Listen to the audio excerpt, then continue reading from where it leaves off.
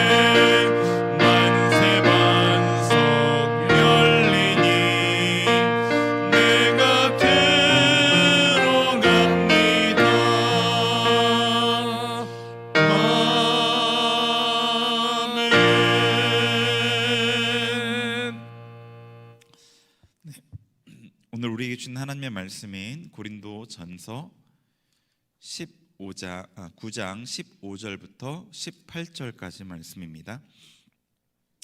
신약 273면에 있습니다. 고린도전서 9장 15절부터 18절까지 말씀입니다.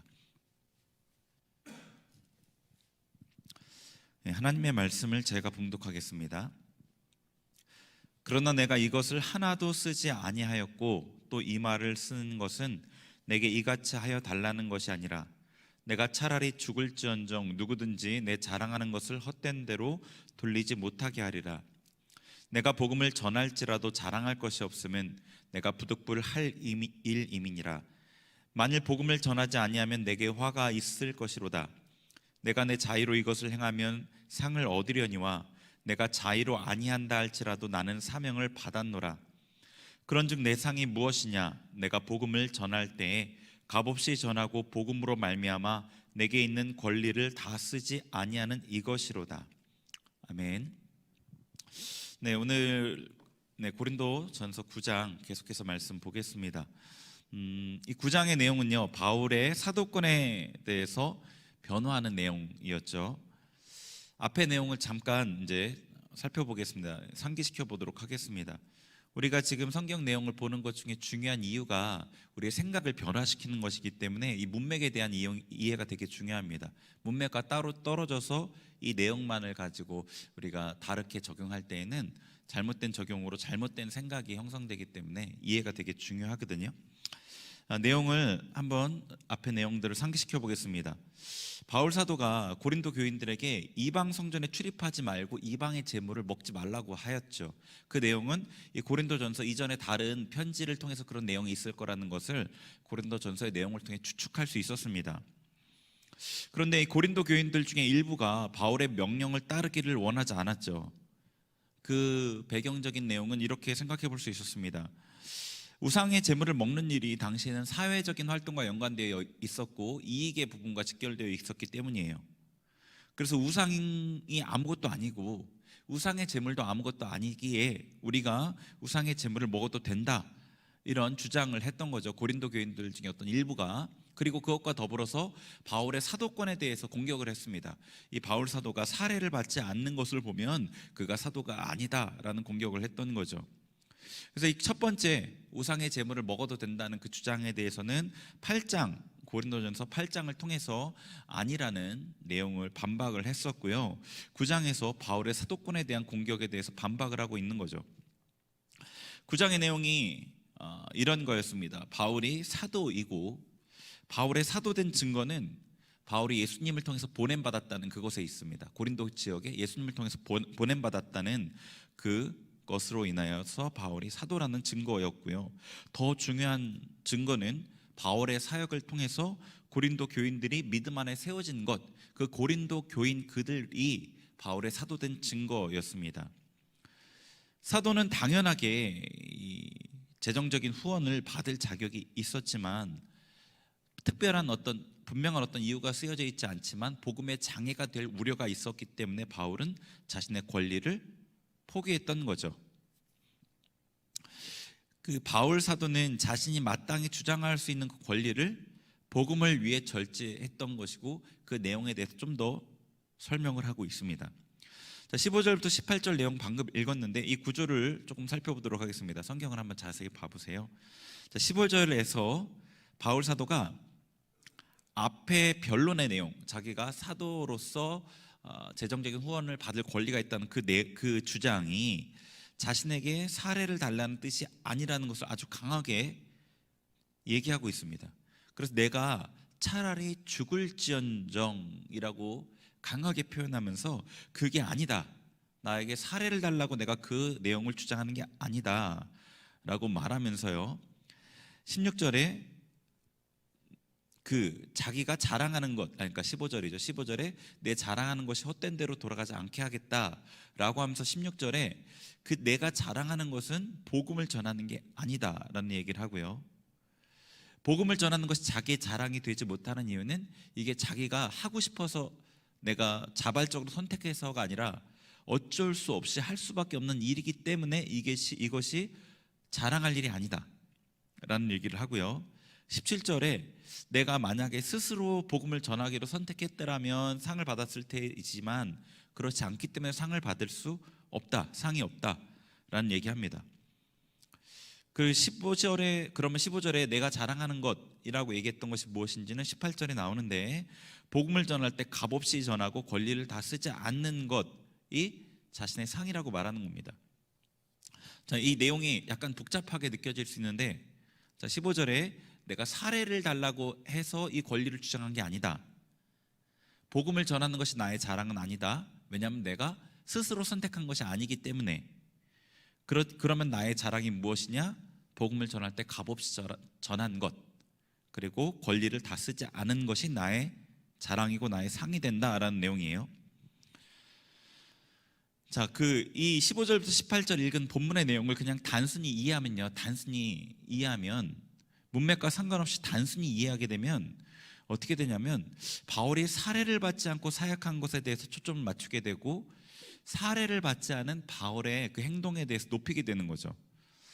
저도 처음에는 본문을 그렇게 이해했어요. 그래가지고 이런 생각을 했었습니다. 예전에 바울이 사례를 받지 않고 복음을 전했고 그게 자기의 상이라고 했는데 나는 이제 저는 전임 사역자로서 사례를 받잖아요. 사례를 받고 말씀을 전하니까 적어도 이 설교와 교회 사역에 대해서는 받을 상이 없겠구나, 나도 상을 받으려면 사례를 받지 말아야 되나? 뭐 이런 생각을 했던 적이 있었습니다. 그런데 이것은 상식적으로는 앞에 문맥하고 맞지 않는 내용이잖아요. 복음을 전하는 자가 당연히 사례를 받아야 한다고 주장해 놓고 사례를 받으면 상을 받지 못한다는 게 두 가지가 맞지 않는 거예요. 그러니까 예수님께서 복음을 전하는 자에게 물질적인 필요를 채워주면서 복음에 전념하도록 하셨는데 너 그거 받으면 상 안 줄 거야 라는 게 되게 말이 안 되잖아요. 그럼 결국에는 사례를 받지 말라는 거잖아요, 예수님께서. 그러니까 예수님께서 그 원칙을 세운 것 자체가 여기에 모순이 되는 거예요. 그러니까 그런 내용이 아닌 겁니다. 이거 그러니까 바울은 바울이 아니라 제가 생각하는 것 같은 이런 생각은 우리가 범하기 쉬운 오류라고 제가 생각을 합니다. 어떤 목사님이 사례를 받지 않고 어떤 목사님은 무엇을 하지 않고 어떤 장로님은 무엇을 하지 않고 무엇을 하고 이런 행동을 보면서 우리가 어떤 행동이 참 선하다, 잘하는 행동이다라고 규정하잖아요. 물론 어떤 행동이 다른 행동보다 더 선한 경우들이 있죠. 그런데 이 본문은 특정 행동, 이 사례를 받지 않는 어떤 행동을 높이는 게 아닌 거예요. 이 바울이 왜 사례를 받지 않았는지를 생각해야 됩니다. 그 근본적인 동기. 바울 사도가 사례를 받지 않았던 이유는 12절에 나오는데요. 12절 뒷부분에 이렇게 돼 있죠. 그리스도의 복음에 아무 장애가 없게 하려 함이로다. 그러니까 복음의 장애가 복음 전파에 방해가 되지 않게 하기 위한 그 의도, 목적으로 사례를 받지 않았던 거예요. 바울 사도가 모든 교회에서 사례를 받지 않은 것은 아니라고 말씀을 드렸죠. 대표적으로 빌립보 교회에서는 그가 후원을 받았어요. 풍성한 후원을 받았습니다. 빌립보서 뒷부분에 써 있죠. 그리고 바울이 쓰지 않은 권리는 이 사례만이 아니었습니다. 5절을 보시면 9장 5절에 보시면 믿음에 자매된 아내를 데리고 달린 권리가 없겠느냐. 그러니까 결혼에 대한 것도 그가 권리를 갖고 있지만 쓰지 않았다고 언급하는 거죠. 자, 그러면은 바울이 자신의 상이라고 주장한 것이 무엇인지 감이 오셨을 거라고 생각을 해요. 바울이 자신의 상이라고 주장했던 것이 사례를 받지 않거나 결혼을 하지 않은 어떤 특정한 행동이 아닌 거고요. 그 이면에 있는 그의 의도였던 겁니다. 18절에 보면은 그런즉 내 상이 무엇이냐? 내가 복음을 전할 때 값없이 전하고 복음으로 말미암아 내게 있는 권리를 다 쓰지 아니하는 이것이로다. 그러니까 바울의 사도의 상은 뭐냐면 자신이 당연히 주장할 권리라고 하여도 복음의 전파에 장애가 될 것 같은 경우에 그 권리를 포기한 권리를 포기한 그것이 상이라는 겁니다. 그러니까 사례를 포기한 것도 그런 것 중에 하나이죠. 그게 복음의 전파가 장애가 되었기 때문에 포기했으니까 상이 되는 거지, 그냥 복음 전파와 상관없이 포기했다면 상이 안 됐을 거예요. 이것은 우리 삶의 모든 부분에 적용이 되는 원리이겠죠. 복음 전파는 우리의 사명이지 않습니까? 모든 성도의 사명이죠. 바울 사도가 복음을 전하지 않으면 자신에게 화가 있게 된다라고 하였어요. 그러니까 복음 전파, 다른 말로 하면 예수님의 증인이 되는 이것은 우리의 존재의 이유이고 가장 큰 임무이고 직임입니다.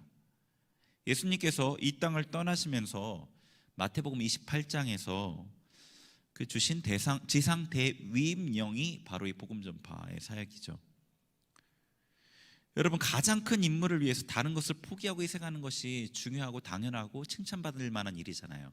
그러니까 복음 전파를 위해서 내게 있는 다른 권리, 당연한 권리를 포기하는 것은 당연하고도 당연한 일이죠. 그리고 또 칭찬받을 일이기도 합니다. 바울 사도가 그것을 얘기하는 거예요. 자기에게 가장 큰 임무가 복음 전파이니까 그것 때문에 내게 있는 다른 권리, 결혼을 할 수도 있고 또 혹은 사례를 받을 수도 있는 이런 권리를 내가 포기한 거다. 복음 전파에 방해가 되지 않게 하기 위해서라는 겁니다. 예를 들어서 이런 경우를 생각해 볼 수 있을 것 같아요.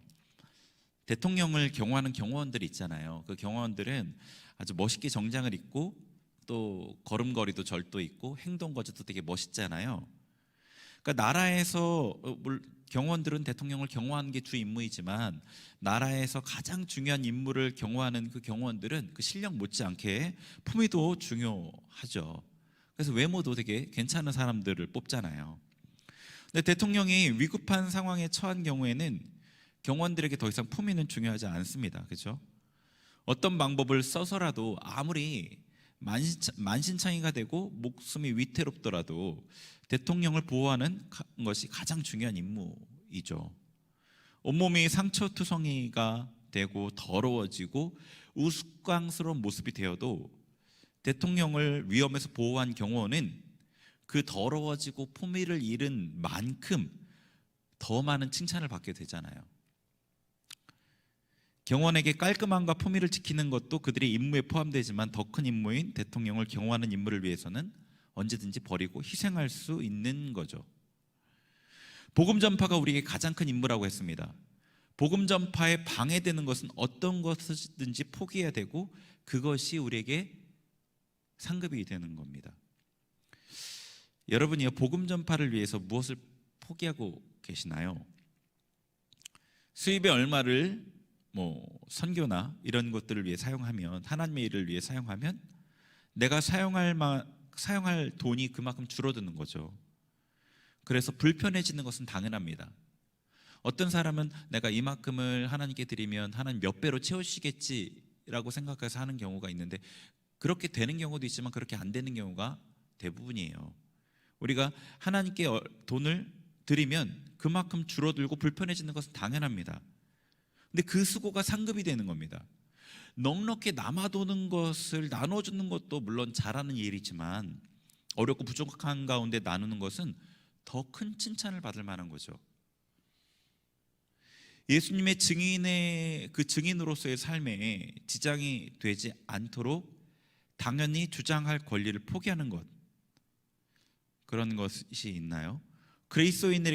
그리스도인이기에 억울한 상황에서도 다투지 않고 넘어가는 것, 그런 것들이 있는가 생각해 봐야겠습니다.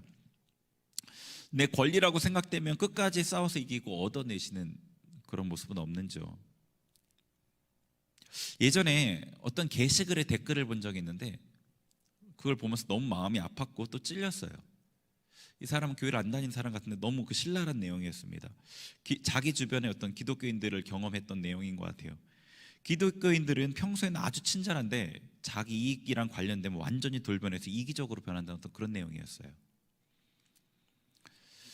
분명히 내가 옳고 억울하지만 예수님을 생각함으로 참고 넘어가야 돼. 그런 경우가 있죠. 내가 예수님의 편지이고 사람들이 나를 통해 하나님의 상품을 보기 때문에 참고 넘어가는 것, 그것을 하나님께서 기쁘게 보시고 상으로 갚아주시는 거죠. 우리가 하늘나라에 올라갔을 때 받을 상이 없으면 어쩔까 걱정됩니다. 우리가 그렇게 자신의 것들을 포기하지 못하는 것, 이익이 희생되어져야 되는 상황, 자기의 감정적인 어떤 그런 것들을 표현하지 말아야 되는 어떤 그런 상황, 다투지 말아야 되는 어떤 그런 상황, 당연히 주장해야 되는 것들을 참아야 되는 그런 상황에서 그러지 못하는 것은 하나님을 위한 삶을 살지 않고 자기를 위한 삶을 살기 때문에 나타나는 반응이라고 생각합니다. 하나님 앞에서 자기를 포기하고 하나님만이 내 삶에 나타나시도록 우리가 간구해야 되겠죠. 앞에서 제가 잠깐 언급했던 내용 조금 더 보겠습니다. 16절에 16절 한번 보세요. 바울 사도가 뭐라고 그랬냐면 이렇게 돼 있어요. 만일 복음을 전하지 아니하면 내게 화가 있을 것이다. 그러니까 복음을 전하는 것이 나의 자랑이 아니고 복음을 전하지 않으면 오히려 화가 있게 된다라고 하였어요. 자, 이렇게 말하는 이유는 너무 당연하죠. 바울 사도를 택정하신 예수님께서 그에게 복음 전파의 직임을 맡기셨기 때문이에요. 그러니까 바울은 자신이 예수님의 종이라는 것을 너무나 분명하게 알고 있었죠. 그래서 서신서 서두마다 예수 그리스도의 종이라는 말을 거의 빠뜨리지 않았어요. 주인은 종에게 일을 맡기죠. 종이 맡은 일을 태만하게 하고 완수하지 못하면 주인에게 칭찬이 아니라 책망과 벌을 받게 되죠. 그런 관점에서 이렇게 얘기하는 거예요. 예수님이 나에게 복음 전파의 직임을 맡겼는데 내가 하지 않으면 화가 있다, 벌을 받게 된다는 얘기예요. 왜냐? 예수님이 나의 주인이시기 때문에. 만약 우리가 예수님이 나의 주인이고 나는 예수님의 종이라는 분명한 인식이 있다면은 바울과 같이 생각하게 될 겁니다. 그런데 예수님과 내가 동격이라고 생각하게 되면 다르게 생각하게 되겠죠. 예수님과 나랑 뭐 비슷비슷해 라고 생각을 하면 다르게 생각하게 되는 거예요. 어떻게 생각하죠?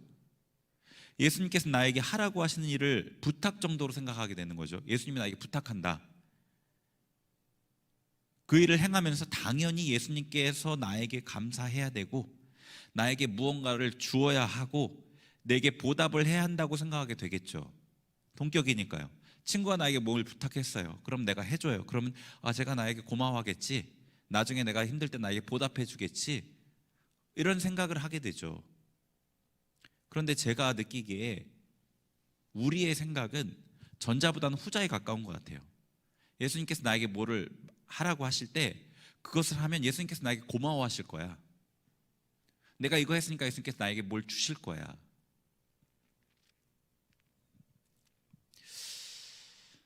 예수님께서 우리에게 친구라고 하셨죠. 그리고 우리에게 친밀하게 대하시고 가까이 와주시고 우리를 존중해 주시니까 예수님이 정말 친구인 줄 아나 봐요. 아닙니다. 예수님께서 친구라고 하시는 것은 그 친구라는 관계를 통해서 설명하시려고 했던 그 관계에 대한 부분이 있었던 거예요. 예수님이 우리에게 친구라고 했다고 우리가 친구하게 대하듯이 반말할 수 있는 것 아니죠. 함부로 대할 수 있는 것 아니죠. 그분이 우리에게 비밀을 공유한다는 점에서 친구의 관계를 들어서 설명했을 뿐입니다. 예수님과 우리는 친구가 아니에요. 예수님과 우리의 관계는 하나로 설명되기가 어렵기 때문에 아버지와 아들, 주인과 종, 임금과 백성, 목자와 양, 신랑과 신부, 친구 이런 관계로 설명하신 거예요. 그래서 하나의 관계로 예수님과 우리의 관계를 전부 설명하지 못하고 그렇게 해서도 안 됩니다. 그렇게 해서도 안 돼요. 아버지와 아들의 관계로만 설명할 수도 없어요. 임금과 백성은 임금은 백성이 잘못했을 때 형벌을 내려야 돼요. 그런데 아버지와 아들은 그런 관계가 아니잖아요. 그럼 아버지와 아들의 관계만 강조하면 임금과 백성의 관계가 부정돼요. 비유로 사용하신 관계의 어떤 부분이 예수님과 우리의 관계에 적용되는 거예요. 그 모든 관계가 다 예수님과 우리 안에 관계에 녹아져 있는 겁니다. 예수님에게 우리가 친구에게 하듯 할 수는 없습니다. 인간적인 친구에게 하듯이 그렇게 막 함부로 할 수가 없어요. 그분이 우리에게 주인이시기 때문입니다. 우리에게 맡기신 사명에 대해서는 우리가 선택할 권리가 없는 거예요. 당연히 해야 하며 하지 않을 때 화가 있는 거죠. 복음 전파는 우리의 삶의 부업이 아닙니다. 가장 중요한 임무이죠. 현대 교회를 볼 때 너무 기본적인 진리들이 가려져 있죠. 오늘 살펴본 예수님이 우리에게 주인이 되는 것, 우리의 주인이 되는 것, 그리고 복음을 위해 포기해야 되는 것, 이런 것은 너무나 당연한 진리지만 우리 삶에 실제적으로 적용되지 않고 있습니다. 아니요, 적용되지 않는다기보다는 구체적인 삶의 정황에서 이런 생각조차 떠오르지 않는 것 같아요. 갈등이 되어서 내가 이렇게 갈등하다가 넘어지는 게 아니라 생각도 나지 않고 갈등도 되지 않는 경우가 대부분이라고 생각이 돼요. 우리 구체적인 삶의 상황에서요. 진리가 회복돼야 됩니다. 부흥이 있기 전에는 성경의 진리가 회복이 되어요. 그게 전제입니다. 회복이 되고 실제가 되는 거죠. 진리가 그냥 사실로만 남아서는 안 됩니다. 진리가 성도 개개인의 내면에 스며들어서 삶을 통해 실제로 나타나져야 돼요. 말씀이 우리의 내면에 새겨져서 이게 육화돼야 된다고요. 성육신해야 된다고요. 우리를 통해서 그 말씀이 구현돼야 된다고요. 보여져야 된다고요. 진리의 길에서 너무나 멀리 떨어진 자신을 위해서 하나님께 긍휼을 구해야 될 것 같습니다. 우리 교회를 위해서, 그리고 또 이 땅의 교회들을 위해서 긍휼을 구해야 되겠습니다. 우리 같이 찬양하고 같이 기도하겠습니다. 찬송가 494장입니다. 만세 반석 열리니.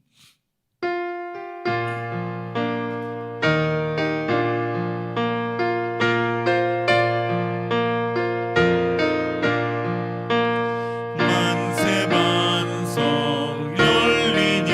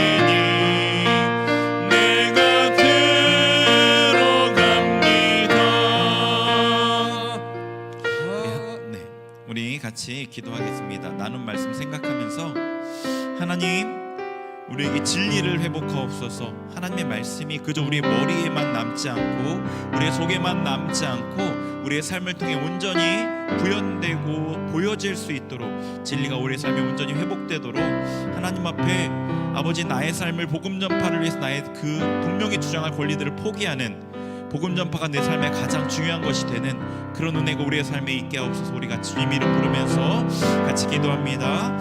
주여,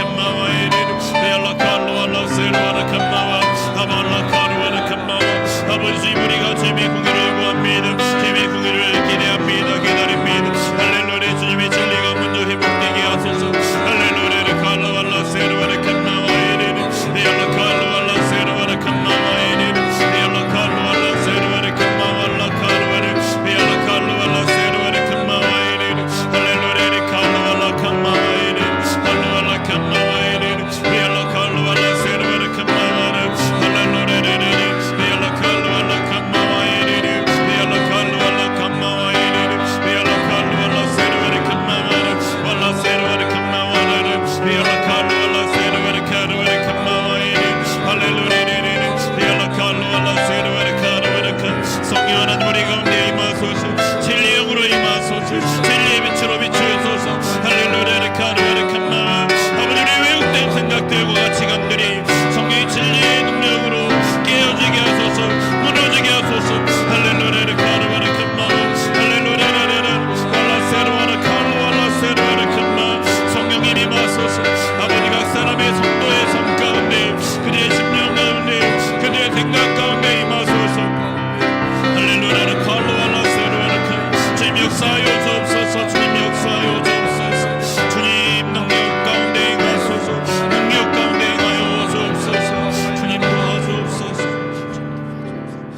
우리 계속해서 중보기도 제목으로 계속 기도하겠습니다. 나라 민족을 위해서 코로나의 사태가 더욱더 회복되고 진정되게 하소서. 한국교회를 위해서 기도합니다. 회개의 역사가 주님 앞에 일어나게 하소서. 대면 예배가 온전히 회복되게 해주세요. 우리 같이 기도하겠습니다. 하나님 아버지, 나라의 민족을 위해 기도합니다. 주님이 나라의 민족을 불쌍히 여겨 주옵소서. 코로나 문제로 인해 고통하고 있는 이 땅을 공의로 여겨 주옵소서. 주님, 코로나의 문제가 온전히 해결되게 하시고 소멸되게 하여 주옵소서. 하나님 앞에 아버지 나라가 복음 전파를 위해 쓰임받는 나라가 되게 없소서. 열방을 섬기는 나라가 되게 없소서. 하나님 앞에 택함받은 하나님의 손에 들림받은 제사장 나라가 되게 없소서. 할렐루야 칼로알라 캄나와 한국교회를 위해 기도합니다. 하나님 앞에 아버지 진리를 붙들고 그 앞에 회개하며 온전히 세워지는 교회들이 되게 하옵소서. 아버지 하나님 앞에 온전한 예배로 나아가길 원합니다. 대면 예배가 회복되게 하시고 이렇게 하루하루 캄나와이를 교회들이 아버지 연약함들 부족함들 어그러져 있던 모든 것들이 아버지 정결케 되고 회복되어서 하나님 앞에 주름 잡힌 것 없이 기나흠 없는 교회로 세워지게 하소서. 제 한국교회를 공의로 여겨주옵소서. 세워주옵소서. 불쌍히 여겨주옵소서. 주님 임하소서. 계속해서 우리 수엠교회 하나님 보호해 주세요. 이제껏 보호하신 것처럼 계속해서 보호해 주세요. 성도님들을 위해서 그리고 청년부를 위해서 기도해 주시고요. 교육부서를 위해서 기도해 주시기 바랍니다. 우리 같이 기도합니다. 하나님 아버지, 우리 수림교회를 위해 기도합니다. 하나님 이제껏 보호해 주셔서 너무나 감사합니다.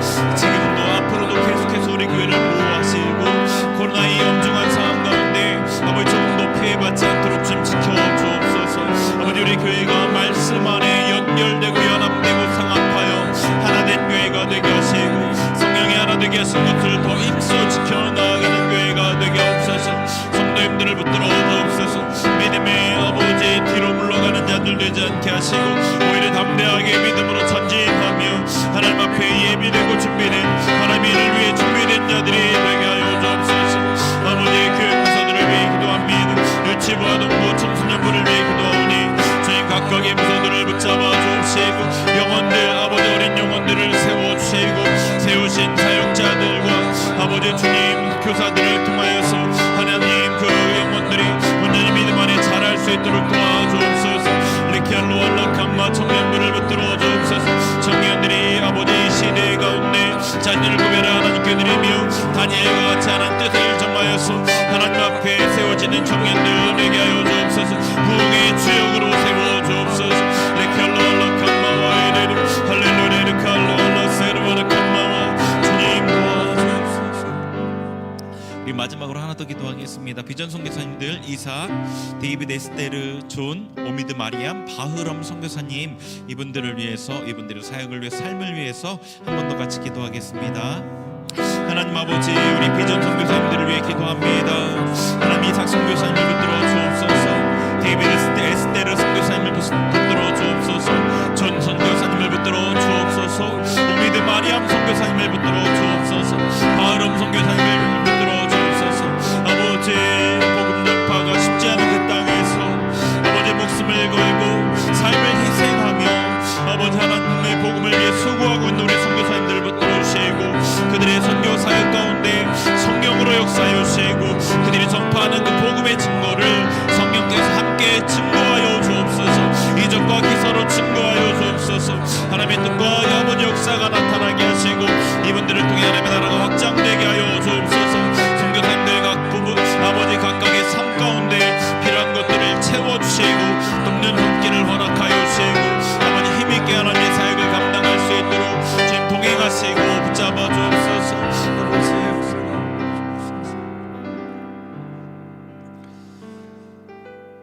하나님, 부족하나마 오늘도 주님 앞에 시간을 구별하여 우리의 나아간 우리의 예배와 기도를 들으심을 감사합니다. 하나님께서 부족한 우리를 세워주시고 하나님의 나라의 그 뜻과 계획을 위해서 우리를 사용하여 주옵소서. 감사드리며 예수님의 이름으로 기도합니다. 아멘. 지금은 우리 주 예수 그리스도의 은혜와 하나님의 사랑과 성령의 교통하심이 하나님의 말씀 붙잡고 복음 전파가 우리의 삶의 가장 중요한 임무임을 알고 그것을 위해 희생하기를 원하는 우리 모든 성도님들 머리 위에 이제로부터 영원토록 함께 하옵시기를 간절히 축원하옵나이다. 아멘.